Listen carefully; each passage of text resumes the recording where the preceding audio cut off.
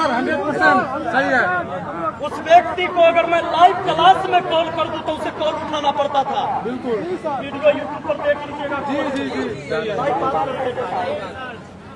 इस मैटर में झगड़ा का उकसाने का काम उसी ने किया है। जब पूरे कोचिंग मंडी में जब फ्लैक्स बैनर लगाता है तो किसी का कोचिंग नहीं दिखता है, क्योंकि पैसा सबसे ज्यादा उसके पास जी। जब लगाता है तो सबका वोट ढक देता है। और यही घटना इस बार हुआ था। ज्ञान बिंदु कोचिंग सेंटर के ऊपर उसने खान सर ने अपना पोस्टर लगाया था, तब जाकर इनके स्टाफ ने उस पोस्टर को फाड़ा, क्योंकि ये घटना एक बार की नहीं थी, ये बार बार होता था। लेकिन सोशल मीडिया में इतना टूल कभी नहीं पकड़ता था।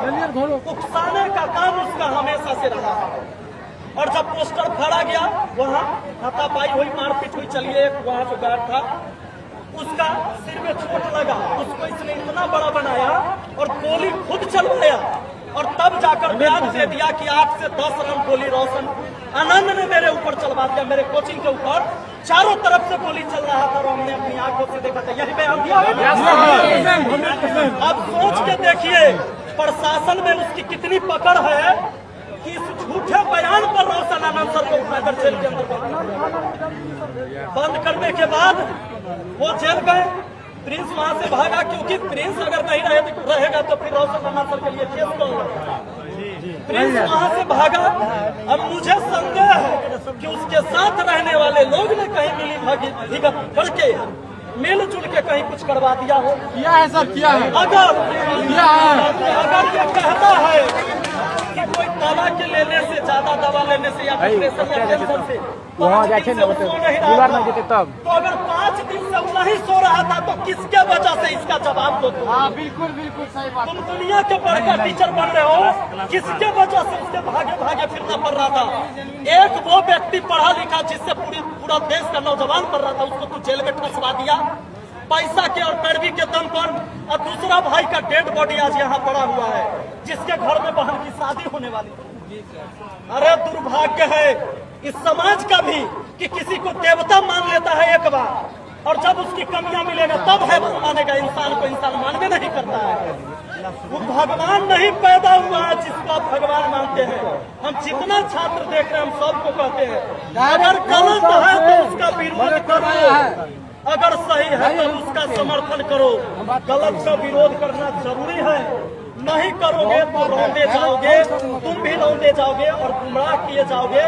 सबसे बड़ा पट्टी जो आंख पर लगा है उसको खोलो। शुक्रवार को उस व्यक्ति को मैंने व्हाट्सएप पर मैसेज किया लास्ट कि भाई केस उठा लीजिए ना सर आप ही, क्योंकि रोशन आनंद सर तो जेल में है।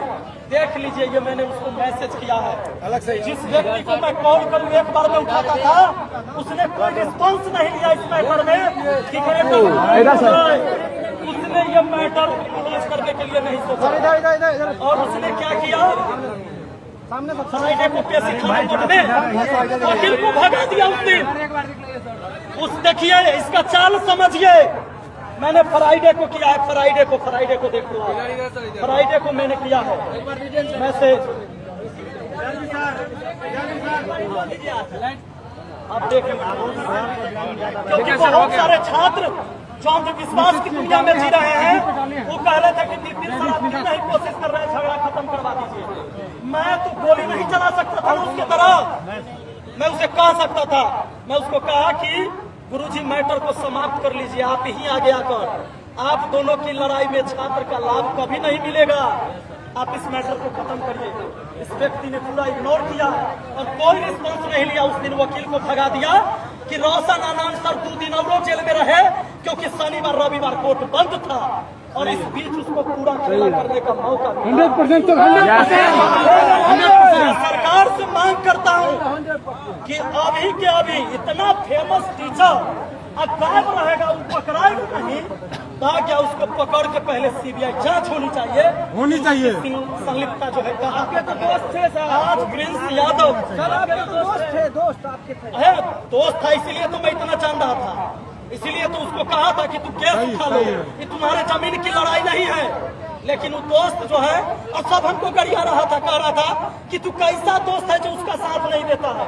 हमने यही बात कहा था हमको सिखा रहा था कि कर्ण जैसा दोस्त बनो, कर्ण जैसा। तो क्या मैं कर्ण बन के उस दुर्योधन को जीता था? बिल्कुल नहीं, बिल्कुल नहीं।